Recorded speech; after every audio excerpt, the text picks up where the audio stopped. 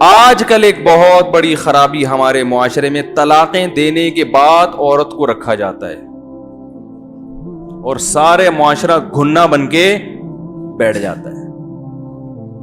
آپ کے خاندان میں طلاق ہوئی ہے، اس کے باوجود میاں بیوی رہ رہے ہیں، تو آپ پر لازم ہے کہ آپ ان کا معاشرتی بائیکاٹ کریں. نہیں آ رہی بات سمجھ میں؟ کیونکہ اس طرح سے پھر لوگ ان حکام کو ہلکا لینے لگیں گے. 3 طلاقوں کے بعد کوئی کہیں سے فتویٰ لا کے بیوی کو حلال کر لے، آپ کو اس کے ساتھ رہنے کی اجازت نہیں ہے. خاندان والوں پر لازم ہے کہ کیا کریں، اس سے بائیکاٹ ختم. ہمارا آپ کے گھر آنا جانا ختم، آپ کا ہمارے گھر آنا جانا ختم. اس چیز کا ہماری اگلی نسل پہ برا اثر پڑے گا، بہت برا اثر پڑے گا. اگلی نسل جب دیکھے گی کہ طلاقیں بھی دی ہوئی ہیں اور بیوی کو بھی رکھا ہوا ہے، تو یہ جو قرآن بار بار کہہ رہا ہے وَلَا تَتَّخِذُوا آیَاتِ اللَّهِ هُزُوًا، طلاق کے حکام کے بعد اللہ کہتے ہیں اللہ کے حکام کو ہنسی کھیل مت بناؤ. یہ بہت سنجیدہ حکام ہے. تو لوگ ہنسی کھیل بنائیں گے کہ نہیں بنائیں گے؟ بڑے آرام سے بنتے چلے جا رہے ہیں. ایسا پتہ چلتا ہے کہ فلاں آدمی، میں زیادہ برائی کی باتیں نہیں کرتا ممبر پہ بیٹھ کے، وہ برائی سے اور پروموٹ ہوتی ہے. گھروں میں بعض دفعہ اللہ معاف فرمائے زنا کے کیسز ہو جاتے ہیں، گھر کے اندر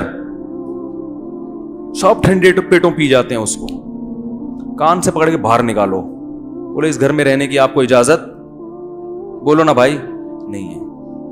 خاندانی لوگ ہیں، بائیکاٹ ختم، دفع ہو یہاں سے،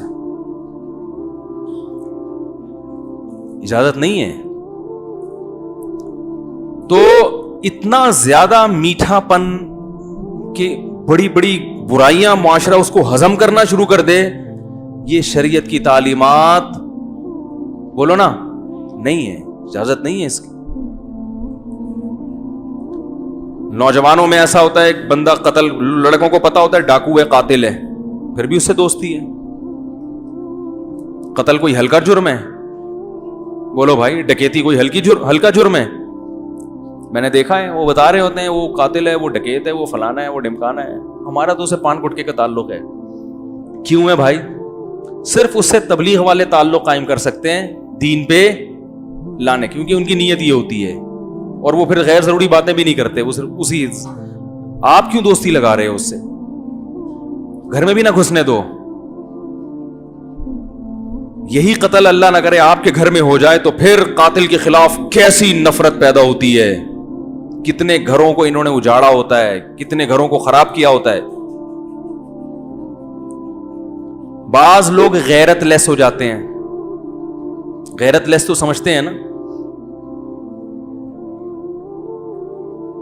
وہ ایسا ان کا، میں ایک ڈاکٹر کے پاس گیا، وہ محترم کیا کر رہے ہیں، کوئی پیشنٹ تھی خاتون جوان، ان کے جسم کو دبا رہے ہیں بیٹھ کے. میں نے کہا آئندہ اس غیرت لیس آدمی کے پاس، ابھی ہمارا کلچر اتنا خراب نہیں ہوا، میں نے کہا یہ علاج کرانے کے قابل نہیں ہے. کئی لوگوں کو میں نے منع کر دیا، میں نے کہا اس میں غیرت نہیں ہے. جا کے جب تم یہ منظر دیکھو گے اپنی آنکھوں سے کہ ایک جوان عورت کے جناب مساج خود کر رہا ہے، پوری گردن میں درد، یہاں درد ہو رہا ہے تو خود ہی دبا رہا ہے وہاں بیٹھ کے. میں نے کہا تمہارے اندر سے بھی غیرت کیا ہو جائے گی، ختم ہو جائے گی، نکلو. کیونکہ روک نہیں سکتے تو بائیکاٹ تو کرو نا. اصل تو یہ کہ جا کے روکو کیا کر رہے ہیں. ابھی ہم پاکستان میں رہتے ہیں، اتنی بے حیائی اتنی عام نہیں ہوئی ہے کہ آپ کھلے عام کلینک میں عورتوں کا جناب ایسے بیٹھ کے دبا رہے ہیں ان کو. ہونا تو یہ چاہیے کہ میں 4 گھنڈے لے کے جاتا، ٹھگائی لگواتا اس کی، یا پولیس میں FIR کٹواتا. لیکن محلے والے دیکھ رہے ہیں ہو رہا ہے. تو ہمیں اچھا اسی طرح یاد رکھو، آخری بات کر کے بیان ختم کرتا ہوں، گھر میں بھی کچھ اصول اور ضابطے بنائیں. اس حد تک بچوں کی بدماشی برداشت ہوگی، بیگم کی بدماشی برداشت ہوگی، اس سے زیادہ الاؤ بولو نا نہیں. کیسز آتے ہیں، بچہ یہ کر رہا ہے یہ کر رہا ہے، میں کہتا ہوں سمجھاؤ انسان کا بچہ بن جائے. یہ کر رہا ہے، میں نے کہا نکال دو گھر سے باہر. یہ کر رہا ہے تو اب گھر میں کھلانے پلانے کی ضرورت، بولو بھائی یہ آپ ہی کے لیے سانپ بنے گا. لیکن خود سے فیصلے نہ کریں. پتہ چلا وہ بچہ بنٹے کھیل رہا ہے تو گھر سے پکڑ کے باہر نکال دیا. بنٹے سب بچے کھیلتے ہیں، بلکہ ہم تو کہہ رہے ہیں جب سے ویڈیو گیم آیا بنٹے کھیل لو یار, کنچے کھیل لو. ہمیں تو کنچوں پہ ٹھکائی لگتی تھی ابا کی طرف سے, لٹو پہ. لیکن اب جو بچے جو کچھ کھیل رہے ہیں ہم کہتے ہیں یار ہم تو جنت میں جائیں گے, ہم تو لٹو کھیلتے تھے, ہم تو مارم پیٹی کھیلتے تھے, گیند اٹھا اٹھا کے ایک دوسرے کو مارتے تھے, اس پہ ابا سے بھی الگ پٹتے تھے اور وہ گیندوں سے الگ پٹتے تھے. اب بچے ویڈیو گیم کھیل رہے ہیں, گردنوں کے مہروں میں مسائل پیدا ہو رہے ہیں, آنکھیں خراب ہو رہی ہیں, اخلاق خراب ہو رہے ہیں. تو اب تو میں کہتا ہوں ان کو لٹو دے دو ہاتھ میں, کنچے دے دو, مارم پیٹ بولو, مارو ایک دوسرے کو, پیٹ زخمی ہوگی اس کا علاج ہو جائے گا. یہ جو دماغ زخمی ہو رہا ہے اس کا علاج نہیں ہوگا. تو معمولی باتوں سے نہ کریں, لیکن میرے بھائی ہر چیز کی ایک حد ہوتی ہے, اس حد تک, اس سے آگے نہیں. میٹھا پن بھی ہے ساتھ ساتھ اسلام میں. کریلا دیکھو, اللہ تعالیٰ نے جو سبزیاں پیدا کی ہیں ان میں کریلا بھی تو پیدا کیا ہے نا. درخت جو پیدا کیا اس میں نیم بھی تو پیدا کیا ہے نا. نیم اس لیے نہیں کہ ہر وقت نیم کھاؤ کریلے کھاؤ, کبھی کبھار کریلا بھی کھاؤ, اس سے جراثیم ختم ہوں گے.